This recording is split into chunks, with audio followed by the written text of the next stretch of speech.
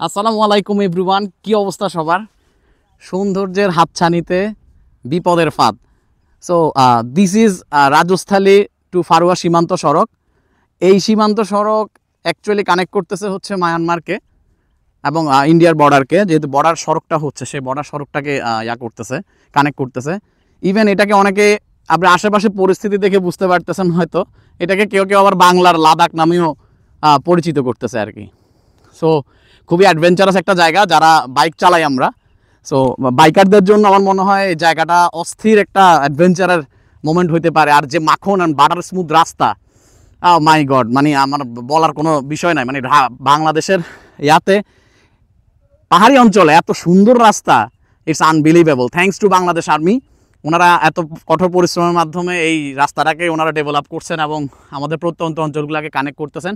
Biker ভাই brother যারা আছেন, আমি বলবো আপনারা অবশ্যই অবশ্যই চট্টগ্রাম আসা হলে এই জায়গাটা ঘুরে যাবেন। আশা করি খুবই ভালো লাগবে।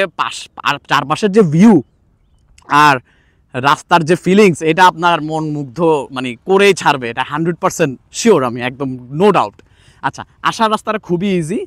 আমরা যারা কাপ্তাই যাওয়া আসা করছি চট্টগ্রাম থেকে, কাপ্তাই এসে কাপ্তাইয়ের আগেই লিচু বাগান যে এলাকাটা আছে, সেই এলাকা থেকে হচ্ছে ফেরি পার করে দেন হচ্ছে আপনি রাজস্থলী বাজার হয়ে আপনি এই জায়গাটাতে আসতে পারবেন। অ্যান্ড খুব সীমিত সময়ের মধ্যে আশা রাখি এই টোটাল সড়কের কাজ শেষ হয়ে যাবে। এখন অনেকটুকু কাজ বাকি আছে, বাট যতটুকু আমাদেরকে অ্যালাউ করছে আরবি, থ্যাঙ্কসফুল টু দ্যাম। আশা রাখতেছি ইনশাল্লাহ ভবিষ্যতে এরকম আরও সুন্দর সুন্দর রাস্তা বাংলাদেশে হবে। আর আপনারা যদি অ্যাডভেঞ্চারের প্রপার ফিল পাইতে চান, please please come to here, আসেন এখানে ঘুরে যান, আশা করি খুবই মজা লাগবে। সো বিদায় নিচ্ছি রাঙামাটিতে অবস্থিত রাজস্থলী এবং ফারুয়া সীমান্ত সড়ক থেকে। সবাই ভালো থাকবেন, দেখা হবে নেক্সট কোনো ভিডিওতে। আসসালামু আলাইকুম।